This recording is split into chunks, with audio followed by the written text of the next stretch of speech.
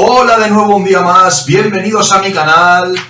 Hoy octavo vídeo en relación a las generalidades de la teoría del entrenamiento, último vídeo de esta primera sección, de este primer tema que hemos desarrollado en este canal.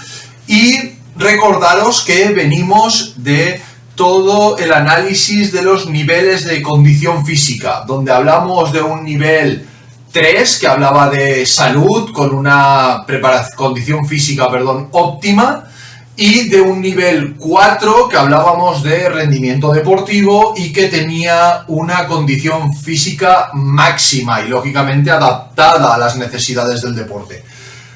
En relación con eso y haciendo nuestros, por decirlo de alguna forma, las afirmaciones del doctor García Manso y colaboradores, analizaron cuáles eran las capacidades que configuraban al ser humano, ¿de acuerdo? Esas capacidades las vamos a ver ahora desarrolladas en este vídeo y parten desde diferentes puntos de vista que ya hemos ido introduciendo en los vídeos anteriores. Mirad, la primera capacidad que tiene el ser humano es la de conseguir y aumentar el desarrollo multilateral y físico. Si os acordáis, es uno de los objetivos de Bompa que veíamos en los vídeos anteriores. ¿A qué hace referencia esta primera capacidad? Bueno, pues hace referencia a los aspectos cuantitativos del movimiento. Hay que diferenciar el concepto de cuantitativo, que lo que hace es contar cuánto número de cosas se han hecho 10, se han hecho 20, se han hecho 30, del componente cualitativo, es decir, con qué destreza, o para simplificarlo mucho, bien o mal, cómo se ha hecho ese movimiento, de qué forma se ha llevado a cabo ese movimiento.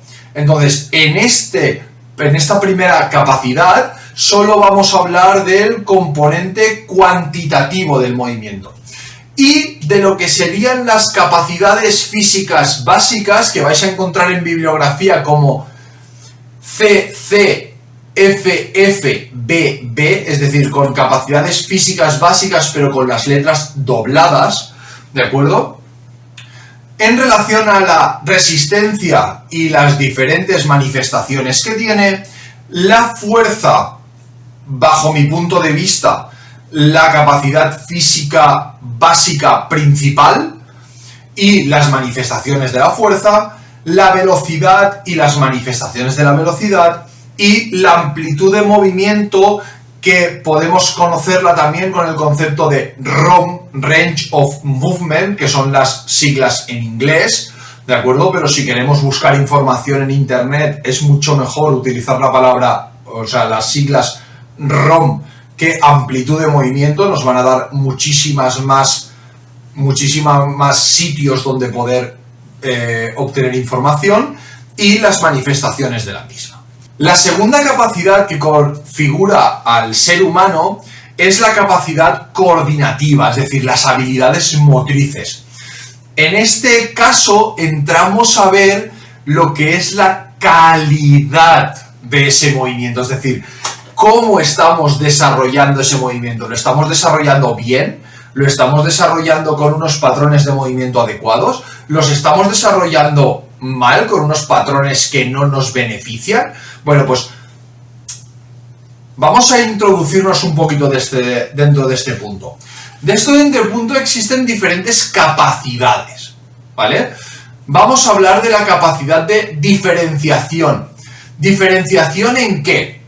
Diferenciación no solamente entre diferentes partes del cuerpo, sino una diferenciación entre distintos movimientos. Por ejemplo, ¿cómo diferencio una voltereta del hecho de volverme a poner en bipedestación? Bipedestación es en la posición en la que estoy yo ahora, ¿de acuerdo? Luego vamos a hablar de la capacidad de adaptación a ese movimiento. Cómo mediante la adaptación y el aprendizaje que hago de repetir constantemente ese movimiento, yo me adapto y mejoro ese patrón. Finalmente, en tercer lugar, una capacidad de orientación. Es necesario que todos los movimientos tengan un sentido, tengan un porqué. Y ese porqué nos lo va a dar la capacidad de orientarme en el espacio y en el tiempo. De forma que, a nivel deportivo, no tiene ningún sentido realizar un gesto técnico para driblar a un rival si el rival no existe. ¿De acuerdo? Entonces, tengo que adaptarme a nivel orientación, tanto de espacio como tiempo, en la realización de mis habilidades motrices. El cuarto elemento es el equilibrio. Sabéis que el equilibrio, ya lo hablaremos más adelante, pero el equilibrio depende fundamentalmente de dos sistemas. Uno, el sistema vestibular, que está dentro de nuestros oídos, y dos, del sistema propioceptivo, que lo tenemos en los pies y en las articulaciones. ¿De acuerdo? Ya hablaremos de lo que es la propiocepción un poquito más en profundidad. El quinto elemento sería la capacidad de cambio, que tendría mucha relación con la capacidad de adaptación. ¿Qué quiere decir la capacidad de cambio? La capacidad de cambio es nuestra capacidad de cambiar patrones, de adaptar esos patrones a las circunstancias concretas del momento. De ahí imprescindible la orientación en el espacio y en el tiempo. Y finalmente, la capacidad de ritmización. Os invito a que veáis deportistas de élite de cualquier deporte, en deportes como puede ser el atletismo, es un poco más complejo, aunque también se da, pero en deportes como el ciclismo, la natación y en los deportes colectivos ya ni hablamos, todos los deportistas tienen un ritmo de juego. Y a medida que ellos se van adaptando a las condiciones espaciotemporales, ese ritmo cambia. ¿Dónde lo podéis ver? De forma muy sencilla, en un jugador de baloncesto. Un jugador de baloncesto, por ejemplo, un base cuando está en la parte alta del triple, está botando a un ritmo constante. ¿Qué hace su defensor? Se adapta a este ritmo.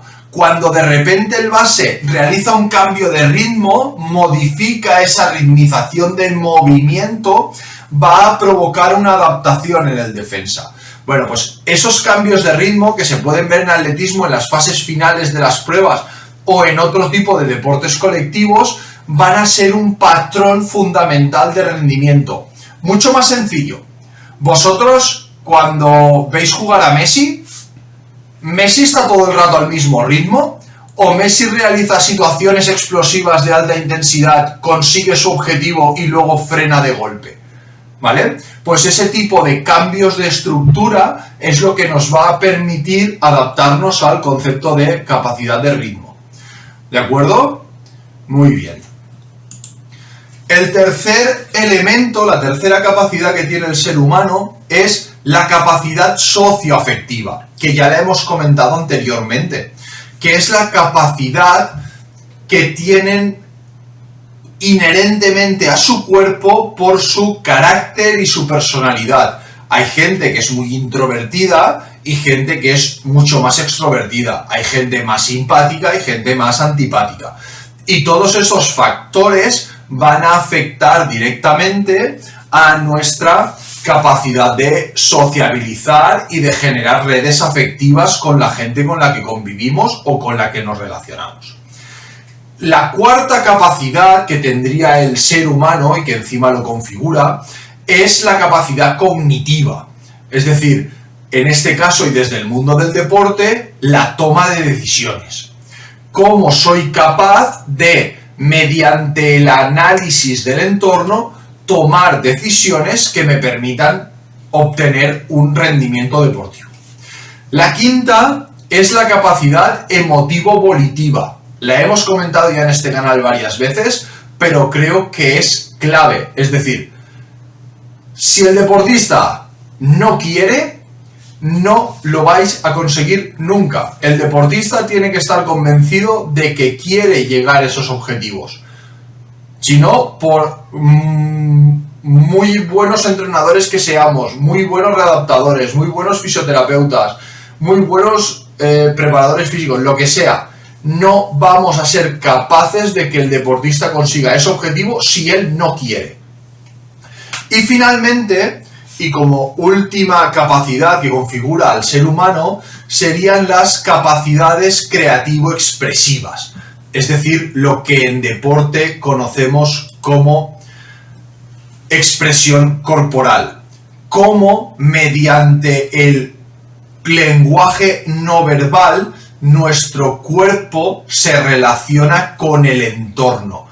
Cómo mediante el comportamiento de nuestras extremidades y de nuestro tronco podemos aportar información.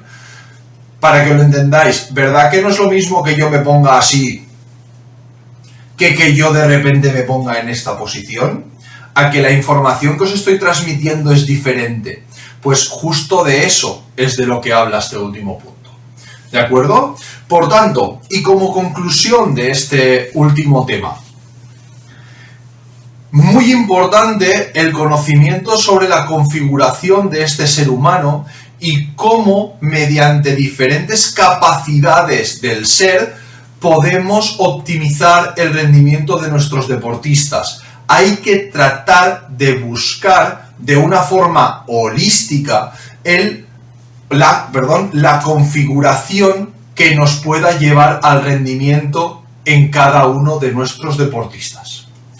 Por tanto, y sin más, recuerdo, todas las dudas, comentarios, aspectos que queráis hablar, aspectos que queramos ampliar, no lo dudéis por favor en comentarios.